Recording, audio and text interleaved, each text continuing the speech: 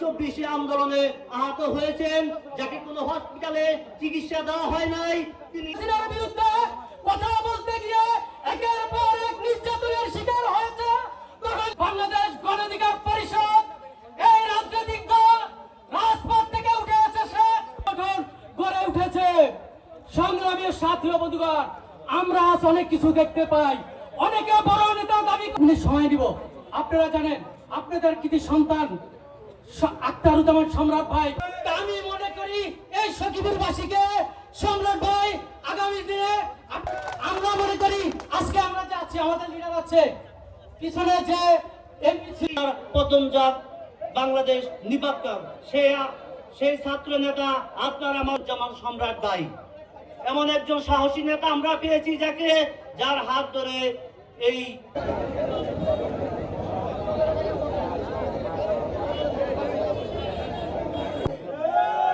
আমরা সুস্পষ্ট ঘোষণা দিতে চাই, যাদের হাতে শহীদ আবু সাঈদের রক্ত লেগে আছে, যাদের হাতে শহীদ আবরার ফাহাদের রক্ত লেগে আছে, সেই খুনি সন্ত্রাসীরা বাংলাদেশে রাজনীতি করার অধিকার রাখে না।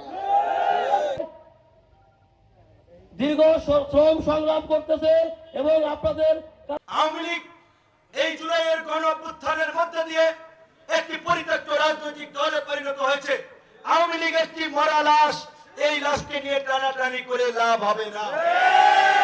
এখন আমাদের দায়িত্ব হচ্ছে এই লাশকে কবর দেওয়া, যাতে এই মরা লাশ দুর্গন্ধ না ছড়ায়। আজকে আপনারা দেখেছেন